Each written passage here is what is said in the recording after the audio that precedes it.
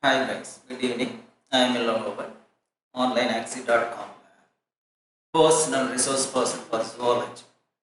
So last class we have started something about the tissues, the histology, the study of tissues. The various kinds of tissues and their classification we have started. Altogether I mentioned there are four different types of tissues. One, epithelial tissue. Number two, connective tissue. Number three, the muscular tissue. And finally we have the nervous tissue. And we have started, good evening. So we have started just the epithelial tissue, the first type of tissue.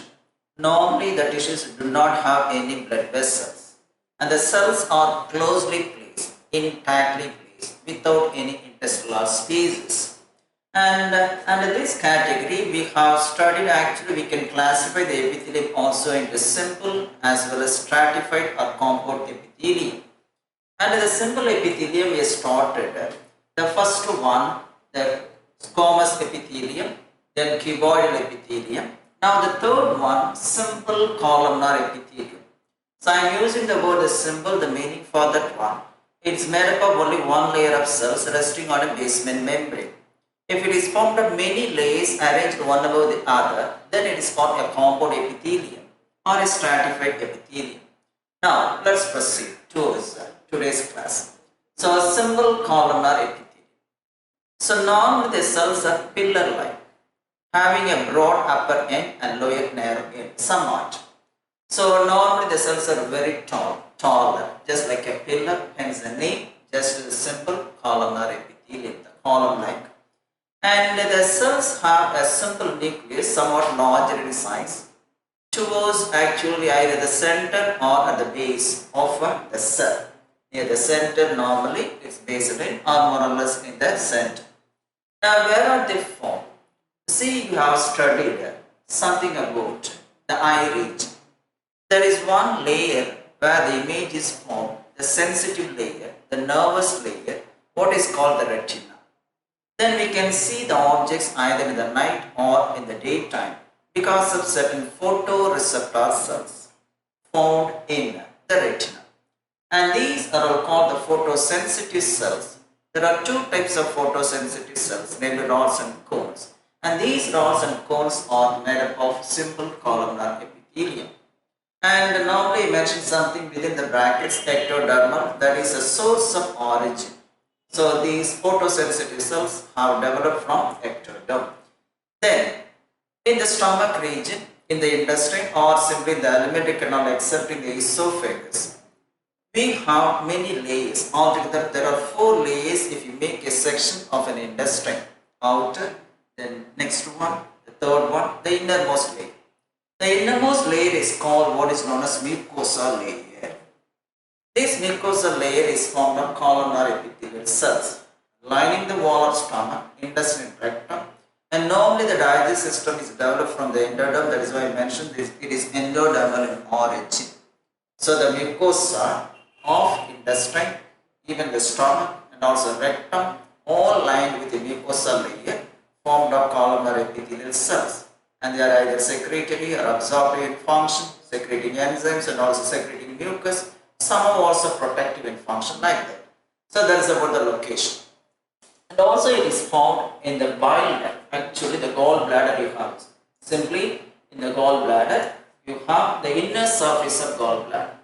So gallbladder is nothing but a bag-like structure found in the liver region where the bile is stored and then released towards the intestine for further digestive process.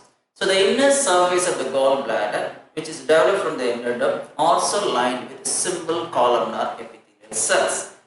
Now, what are the functions?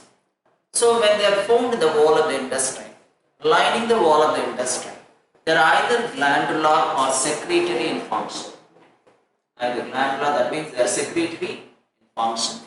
And when they are glandular, they secrete either the mucus or the enzymes. They secrete either mucus or enzymes. Are also responsible for absorption of food materials from the lumen of the intestine. So those cells, the columnar cells lining the wall of the intestine, particularly they are either glandular or absorbed in function. When we are saying glandular, it is the one which secretes the mucus, a slimy fluid, a mechanical buffer protecting the wall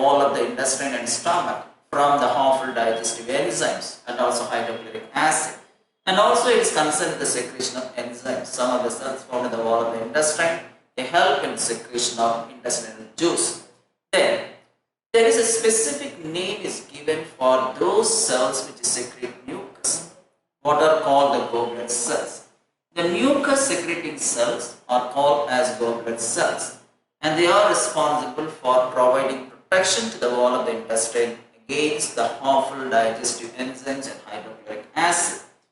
Then, some of the columnar epithelial cells are acting as supporting cells. Supporting.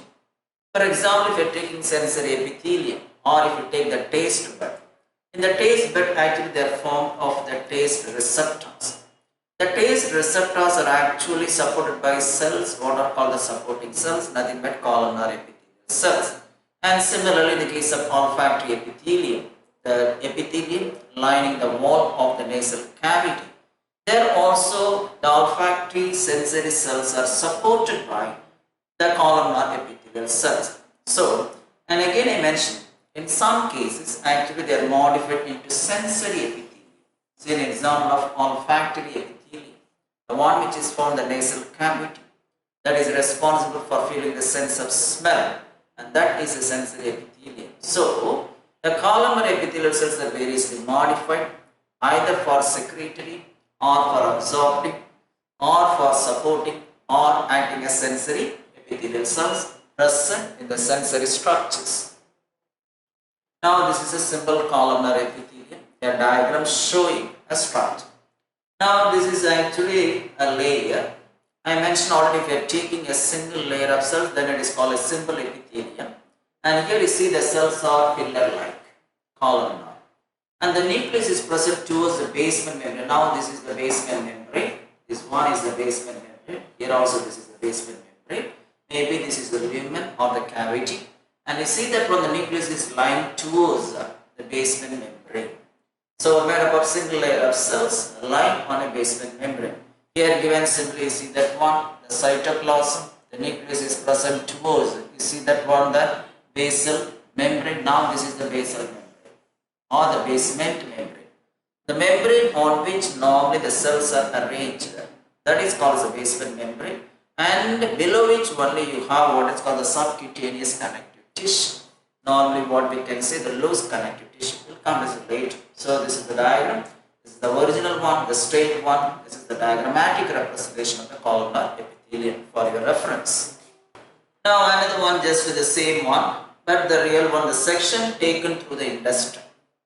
Columnar epithelial lining of intestine. Now this is a simple columnar epithelium lining the wall of the intestine.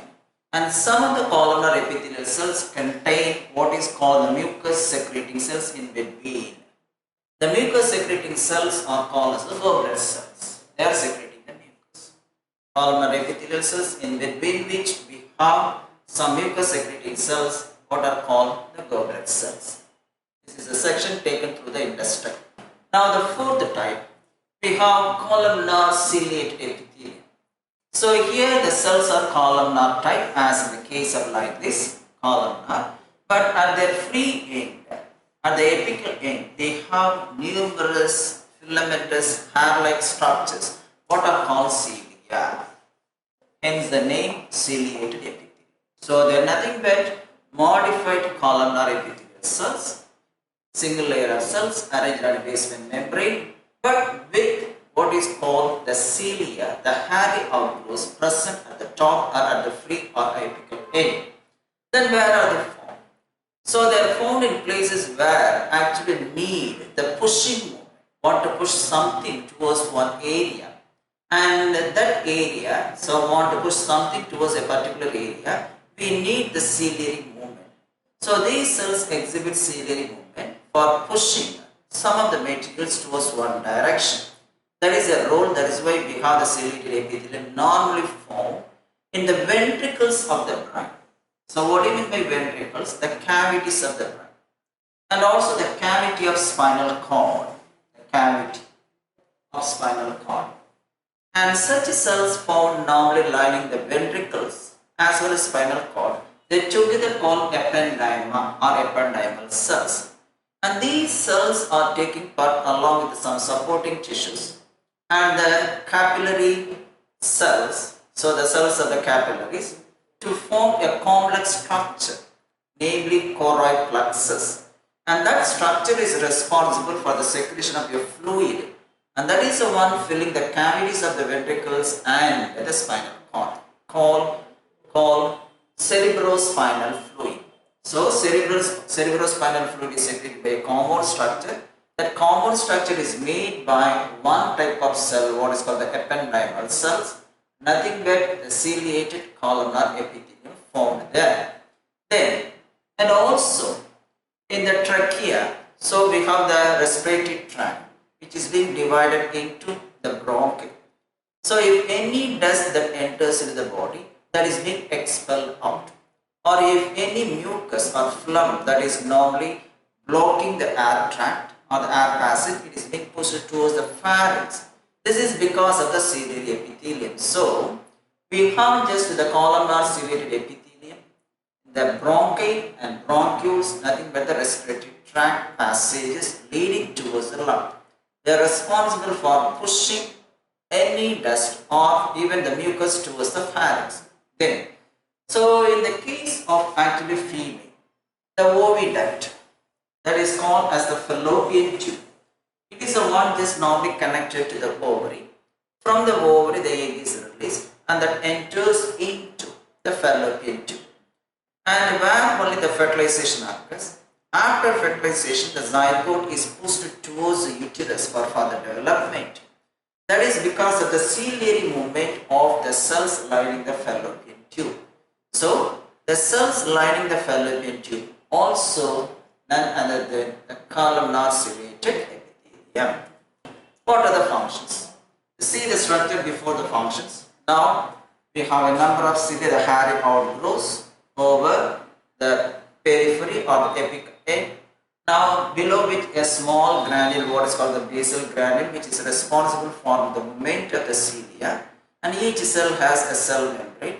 And some of the cells in between the ciliated epithelium or goblet cell, they are smaller, secreting the mucus. Then we have the flat nucleus, more or less spherical flat nucleus, which is lying towards the basement membrane, a membrane on which we have the cells are arranged just like a bricks on a bottom.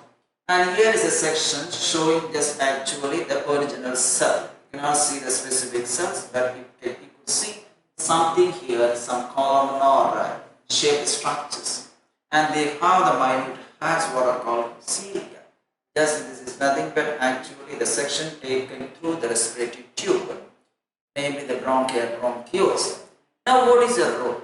I mentioned already the main function of the cilia in the respiratory tract is to push the mucus towards the pharynx. The mucus is nothing but a slimy fluid, a viscous fluid secreted by the goblet cells. So it is to be removed from that area, or else it will block the respiratory tract, and for that only it is being actually expelled or pushed towards the pharynx or the throat. Then in the oviduct, its main function I mentioned already, it pushes the fertilized egg towards the uterus for attachment, for embedding, or for what is called implantation to lead further development. That is happening in the case of the fallopian tube. That is the role of the cilia lining the fallopian tube. So that is about the role of this actually the ciliated epithelium, the columnar ciliated epithelium. Now, the last type, pseudo-stratified epithelium. So what is the meaning for that one? So strata means many layers. But normally in the case of compound epithelium, it is called as a stratified epithelium because many layers are arranged. But actually what is happening here? So in the case of this one, it is formed of only single layer of cells. Some of the cells are smaller, some of the cells are larger or taller. So actually there is only one layer of cells. Some of the cells are smaller in size, some of the cells are larger. That means some of them are taller, some of them are smaller, and giving the appearance of many layered. That's why it's given the name pseudo. Stratified. Stratified arranged in many layers. Pseudo means false. So it is nothing but actually simple epithelium. But the cells are of different sizes. Some of them are taller and some of them are just actually shorter. but all the cells are lying on the same membrane, the basement membrane. Now this is the basement membrane. So, and due to difference in size, they are giving the appearance of what is called stratified, formed of many layers, that gives the name pseudostratified. Then where are they located? So normally, the pseudostratified epithelial cells are found actually in the urinary tract to give protection to the urinary tract, the passage leading towards exterior for urine. So it lines the inner surface of the urinary tract where it is protective in function. Then, if you are taking just the another one, for example, in the case of trachea, I mentioned already in the case of respiratory tract, we have what is called ciliated epithelium, ciliated columnar. But the specific name where you have in the respiratory tract, either in the trachea or in the bronchi or in the bronchioles, we have the columnar epithelial cells. They appear like pseudostratified cells, but they bear cilia. So we have the example already studied, simple columnar ciliated epithelium. But specifically speaking, normally the wall of the trachea, the respiratory tract, that is bronchi and bronchioles, are lined with pseudostratified ciliated epithelium. So ciliated epithelium, but arranged in the form of actually zigzag, because some cells are larger, some cells are smaller, hence the name pseudostratified. And because of the position of cilia, they are called ciliated epithelium. So the cells lining the respiratory tract is an example for pseudostratified ciliated epithelium. Though I said already, ciliated columnar epithelium, specifically that is, it is a pseudostratified ciliated epithelium. Now normally, just actually if you are taking in these cases, it contains two types of cells. Some of the cells are mucus secreting cells, some of them are ciliated columnar cells. So the function of this one, normally, the cilia are responsible for oscillation, for driving the material towards one region, and the goblet cells or mucus secreting cells found in between are responsible for secreting the mucus. So the pseudostratified ciliated epithelium, in between which we also have some cells acting as goblet cells responsible for secreting the mucus. And the mucus is normally driven towards the pharynx because of the ciliary movement of the cells. Now this is a pseudostratified epithelium. You could see actually the cells are arranged in a zigzag manner. You can see here, or these cells are smaller and these cells are longer, so shorter and taller. And that is why it gives the appearance of many layers, but it is found of only one layer of cells. The cells are arranged in a basement membrane. Though it looks like multi-layer, it's being formed of only one layer of cells above the basement membrane. As the cells are of different size, they are giving the appearance of what is called stratified, arranged in many layers. So both are actually stratified, pseudostratified. This is the diagrammatic one, and this is what we have the sectional view. So sectional view of the just normally the bronchial regions. Now we have the mucus glands, the goblet cells. So submucous layer, and you see that one, just the stratified ciliated epithelium arranged in two forms, and here is a diagram. So in between which I mentioned, there are cells what are called the goblet cells, and the goblet cells are the node cells responsible for the secretion of the mucus, the one which is acting as a buffer or a protective covering of the intestine, stomach, and also the respiratory passages and also the reproductive passages. That is why we have the goblet cells there, because of that only the mucus being secreted.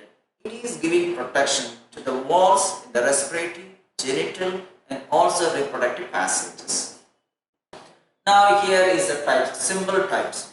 Now this is simple squamous epithelium, simple copoidal, simple columnar, and this one also. So these are all the simple types of epithelium. So simple squamous, that is showing how far this, we see that one, the cuboidal cells, cubical in shape, and this is the columnar epithelium, and you see that one, the pseudostratified, arranged in a single layer but of two different types of cells. And now we'll go back to the other types of cells. So these are all the types of epithelium, just for one, just for imaginary section, how far they are arranged in different different manner. That is why you see the symbols form as just like a plates or the tiles over the substrate. Then it is cube-like. This is column-like or pillar-like. And here only one layer of cells but giving the appearance of many layers. Now, so far we have seen actually the simple epithelial cells based on the structural aspects. And now these simple epithelial cells also classified into different types what they perform the function. So based on the function, we have the simple epithelial cells are taking different names. Number one, you see that one glandular epithelium. You'll see about this one later, the glandular epithelium. And we have the different glands in the body, the salivary glands, the sweat glands, the mammary glands. All are actually made up of epithelial cells. As they are secreted in function, they are called as the glandular epithelial cells. Then absorptive epithelium. If you are taking in the intestine, for example, the ileum region, that is a place of absorption. So the inner wall of the ileum, you know that one have many columnar epithelial cells, and these cells are provided with some microvilli like this. These are all the cells.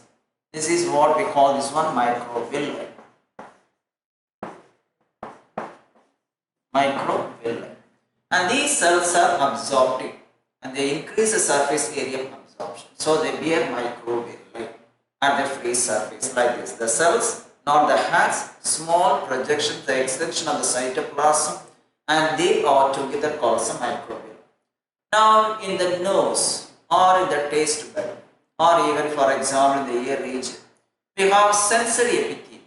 Epithelium is doing the function of actually perception of different stimuli.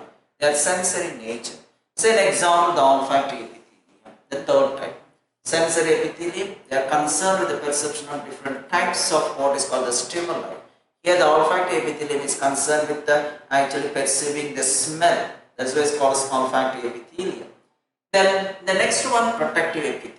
As I mentioned earlier, the goblet cells are secreting mucus.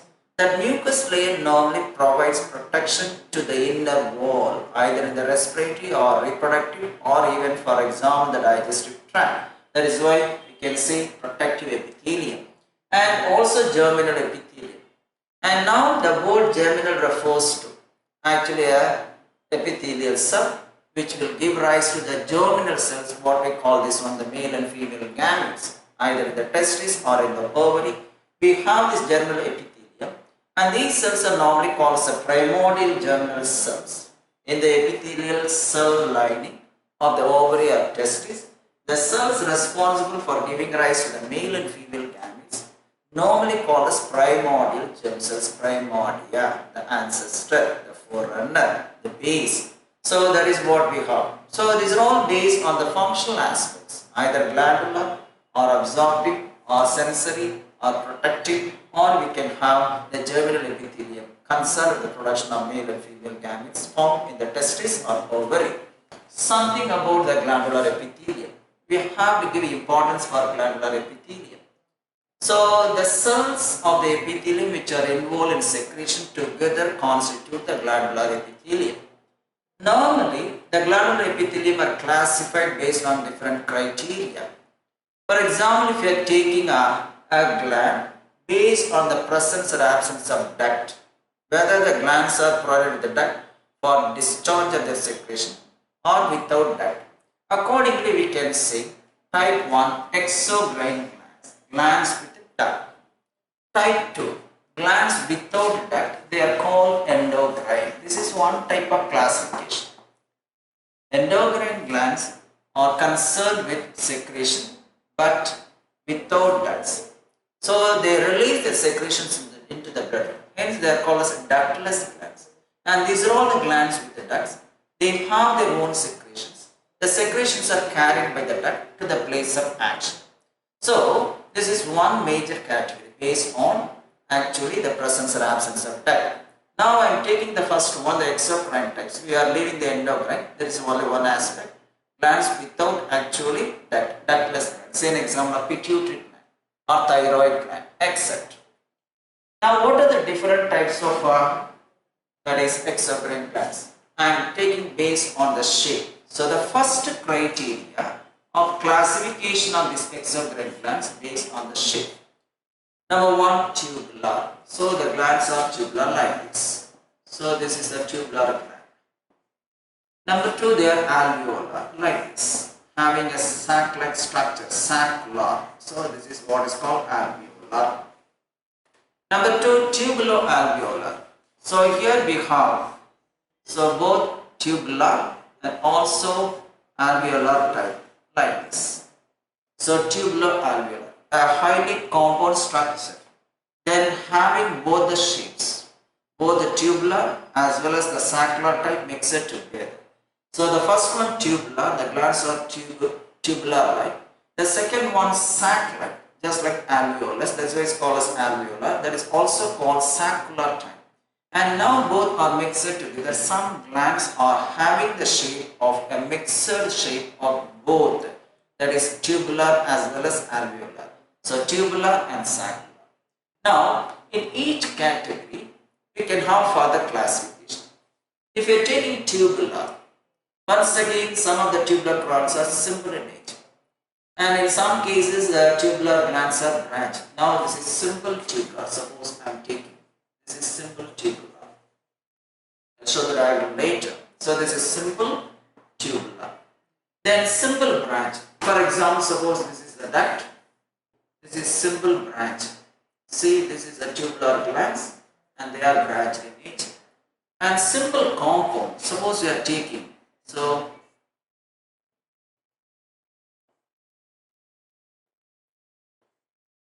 many tubular structures are arranged together. This is what is called simple compound.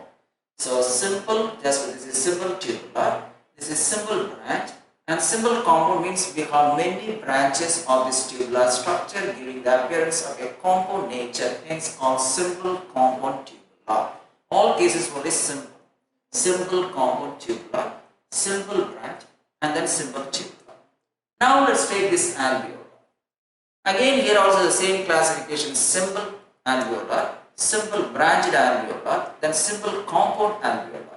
So simple alveolar is like this. So it is having a alveolus.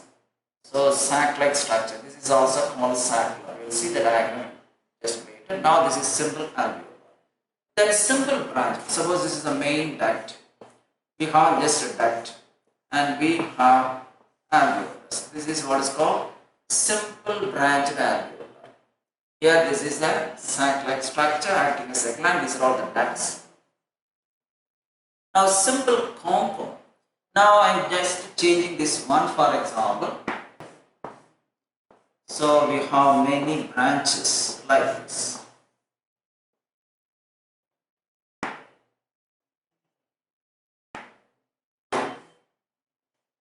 See that one? This is what is called simple compound alveolar. So simple alveolar, that one. If you have only 2 or 3 branches, then it's called simple actually branched alveolar. Suppose if you have just actually many sacculas or many alveoli, then it is called simple compound. So this is one classification based on the shape.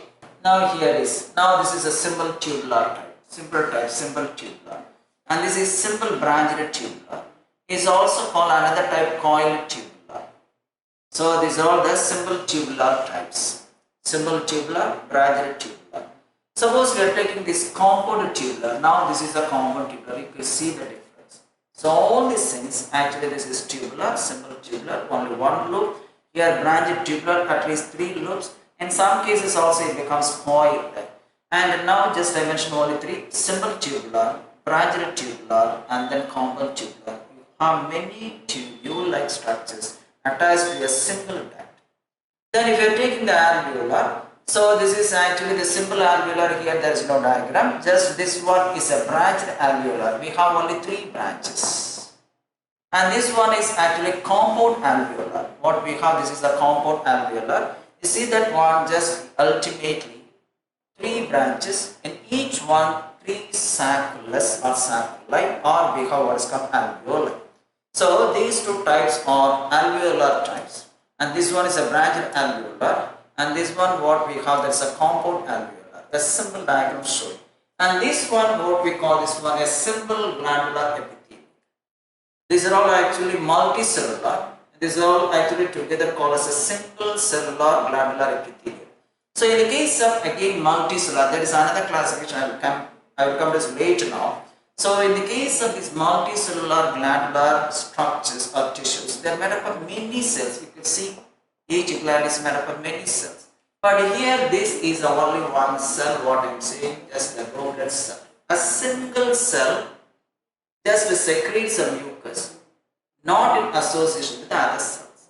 So this is an example for the goblet cell, is an example for single glandular epithelium. And this one actually a multicellular, single and multicellular just glandular tissues according to the number of cells present. This classification is based on the shape, either alveolar or tubular alveolar. Now let's take the tubular glands. So we already see the structure in that one. We have to go just mainly about the examples one. So the simple tubular, the examples are sweat glands. It's also an example for coiled tubular. I showed already the coiled tubular. Now this is the coiled tubular. This is the coiled tubular. So the simple tubular may be just a coiled tubular. Now simple tubular, the examples are sweat glands. It is an example for coiled tubular. Just one exception I did mention there in the classification. So anyway, an example. Now in the intestine, the wall of the intestine, we have a number of glands. And these glands are responsible for the secretion of one juice, what we call this one intestinal juice. And the cells which are secreting the juice are called crypts of Lieberkühl. Crypts of Lieberkühl. And that is actually nothing but a collection of simple tubular cells responsible for the secretion of intestinal juice present in the submucosa of what is called duodenum. Submucosa of actually duodenum, that is the cell responsible for the secretion of enzymes. Then the simple branched tubular. The stomach contains glands, they are called as the gastric glands. The secretion of just the stomach is because of the glands present in the wall of the stomach, gastric glands. It is an example for simple branched tubular. And also the Brunner's glands present in the submucosa of duodenum, concerned with the secretion of mucus. Concerned with the secretion of mucus found in the submucosa of duodenum. And also Bartholin's glands. These are all the glands found in the female reproductive system. Female reproductive system. Associated with the female reproductive system, we have the Bartholin's glands. Now the compound tubular, one gland associated with the male reproductive system, what are called the bulbourethral glands, 2 in number, and they are examples for common tubular. So simple tubular example, simple branch, and also common tubular. And this is actually found in the female reproductive system, and this is the gland found in the male reproductive system, and both are analogous to each other. Bulbourethral glands in male is actually analogous to the Bartholin's glands of female. Now the next one, the alveolar glands, the second type, saccular. Now actually this is a simple alveolar, then we have the branched alveolar and also compound alveolar. The simple branch, simply we can say. Now the simple alveolar glands are found only in the case of amphibians. So the skin of amphibian is normally mucus in nature, slimy in nature. You can find it, you can touch it, very smooth skin. And that is because of the gland which is of alveolar in nature, simple alveolar, which secretes mucus. And also in the case of toad, we have one gland, we cannot touch that toad. Some secretions are there on the surface of the skin in the case of toad that will cause irritation to your skin while touching. And that is a poison gland, a modified gland you have in the case of toad. So in the case of frog, the skin is slimy, and that is because of the mucus secreted by the glands, namely the simple alveolar. We also have poison glands in the case of toad, not in the case of frog. That is normally called a parotid gland that secretes some irritating fluid. While touching the surface of toad, you can get actually irritation in the skin, and that is because of the simple alveolar glands. Then simple branched alveolar. So you see that one, your skin is always kept shiny, oily in nature. This is because of the secretion of one fluid, what is called sebum. The name of the secretion is called sebum. It is an oily fluid which keeps the skin always just actually shining and preventing the skin from dryness. And that is because of the gland, namely the sebaceous gland. The sebaceous glands are nothing but simple branched alveolar secreting an oily fluid, namely the sebum, which keeps the skin normally always shining and also prevent from dryness. Then another gland, what we call this one, meibomian glands. This is also found at the base of the what is called the hair follicles of the eyelashes. It also secretes some oily fluid and which keeps actually the lids shining and also eyelashes. Then compound alveolar glands. The one which is found in the buccal cavity concerned with the secretion of saliva, the salivary glands. We have mainly just three pairs of salivary glands.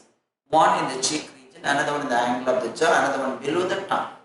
So the salivary glands mainly the sublingual, the one which is found below the tongue, and submandibular, the one which is found in the angle of the jaw, the lower jaw. And these are all examples for compound alveolar. Compound alveolar. I have shown the diagram just like the same one, highly branched structures. Now tubuloalveolar. The mammary gland is the one which secretes milk. The pancreas which secretes a pancreatic juice. The lacrimal gland, the one which secretes the tears. So the tears secreting gland normally called as lacrimal gland. So the mammary glands secrete milk. The pancreas secrete enzymes, together called as a pancreatic juice. The lacrimal gland normally secretes the tears which moisten the eye region, which always keeps the eye just moist. Otherwise, there is no refraction of the light rays by the cornea, conjunctiva, or even by the lens. So the mammary glands, the pancreas, and lacrimal gland, the one which secretes tears in the eye, all are concerned with the compound structure tubuloalveolar.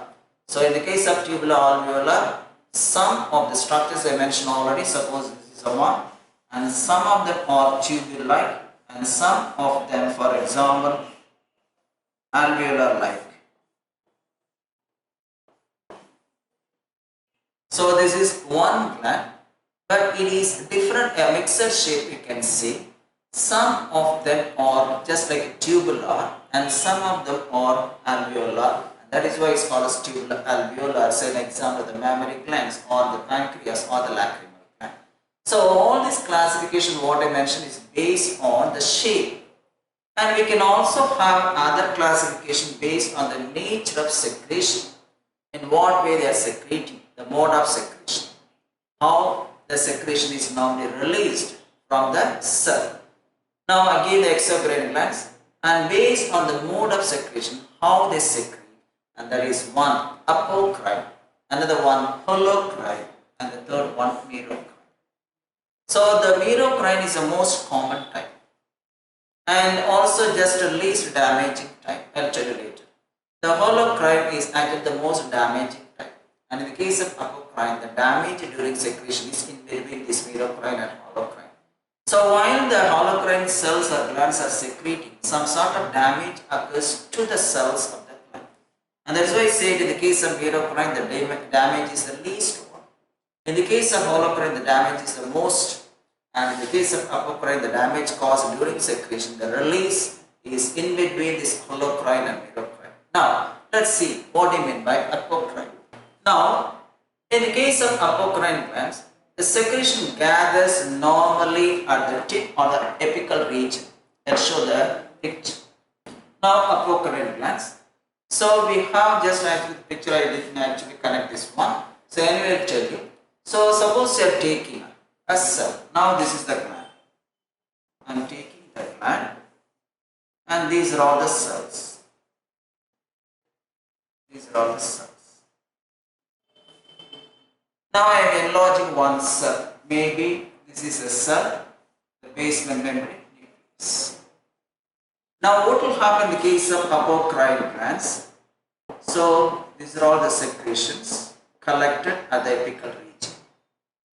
Then later what will happen? This apical region gets pinched off.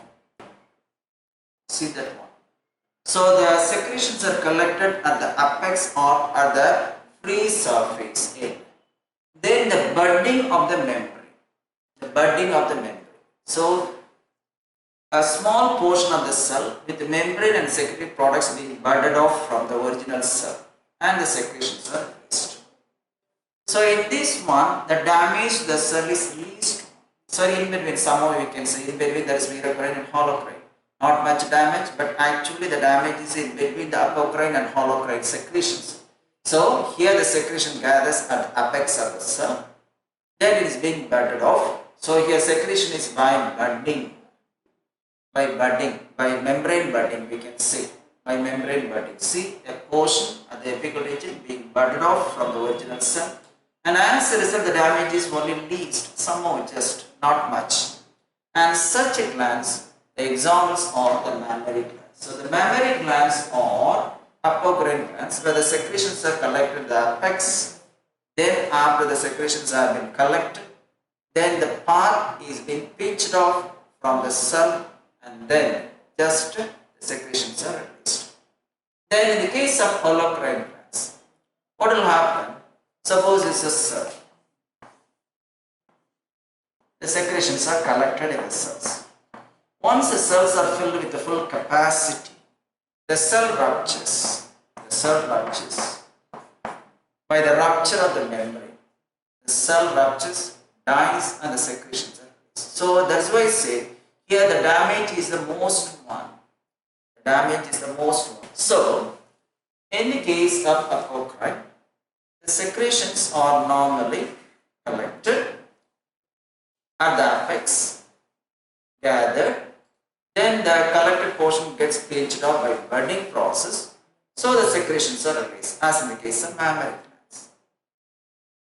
In the case of second type holocrine, so it is the one which produces much damage to the cell.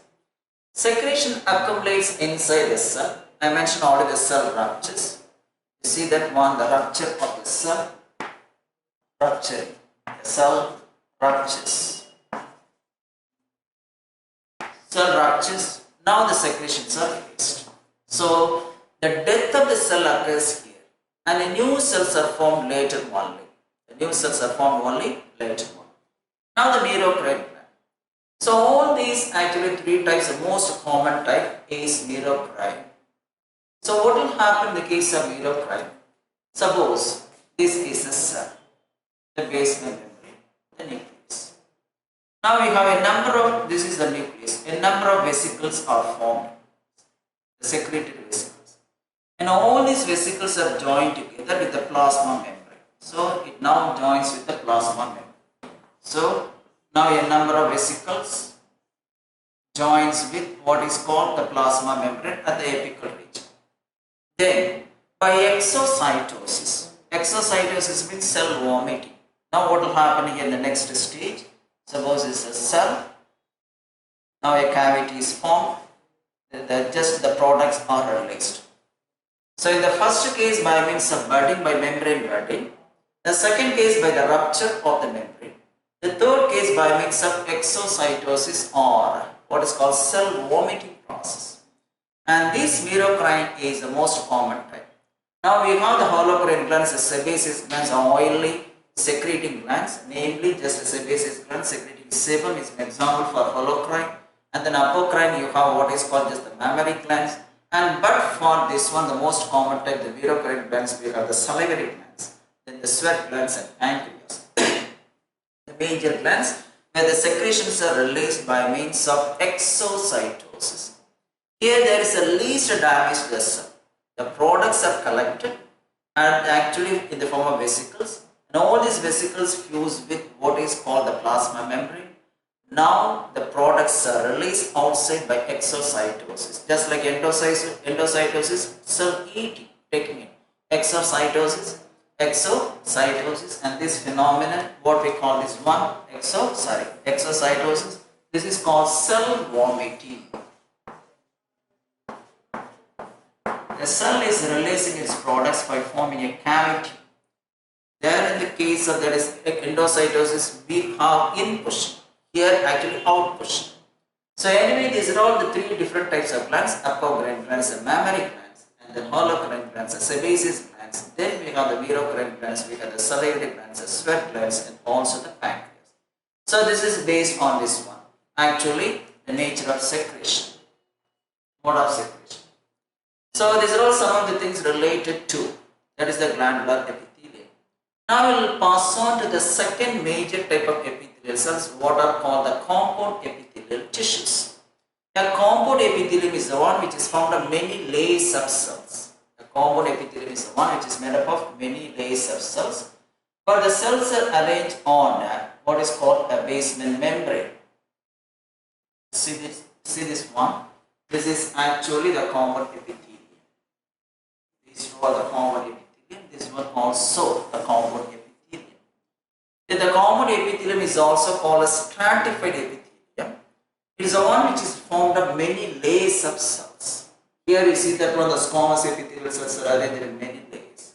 Here the cuboid epithelial cells are arranged in many layers. Here we have actually many layers of cells of different size. And here just normally, this is an example for simple, arranged actually in a single layer of different sized cells. And here we have many layers of cells of different sized cells. Many layers, arranged in many layers but of different in size. Okay, so transitional. It will come later. So here you see that one, a compound epithelium or a stratified epithelium is the one which is made up of many layers of cells. But the lowermost cell is arranged on a single basement membrane. Here the basement membrane is only one, on which only we have many layers just like bricks on a wall.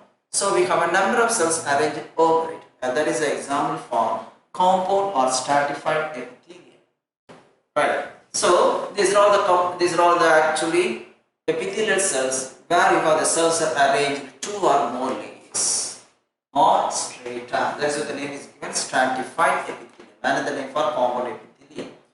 As I mentioned earlier, only the lowermost layer of cells arranged on a basement membrane or found on a basement membrane.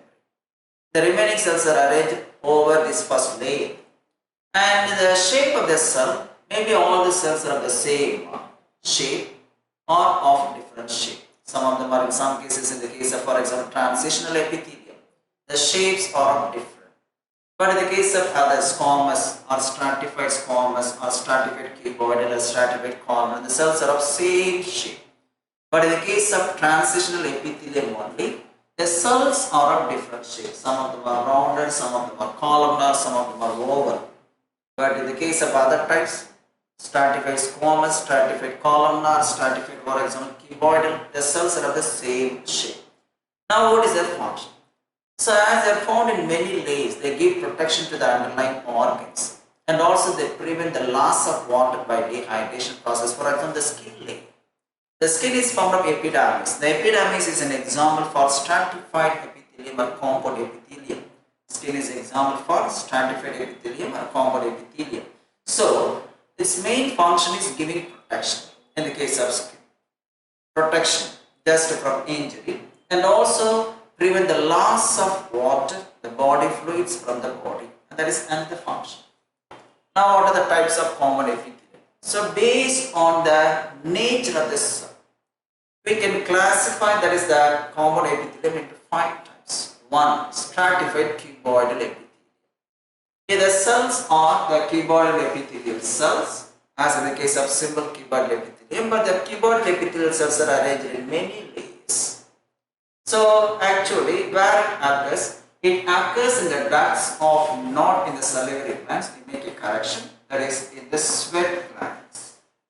In the sweat glands. So in the sweat glands. So stratified cuboidal epithelium, it occurs in the ducts of sweat glands. See that one, many layers of cuboidal epithelium, the diagrammatic representation. This is the original section showing just what is called stratified cuboidal epithelium formed just in the ducts of sweat glands. That is one. So the cells are cuboidal but arranged in many layers. That is why the name is given as stratified cuboidal epithelium. Now the second type, the stratified columnar. Here the cells are arranged in many layers, but the cells are of columnar in type.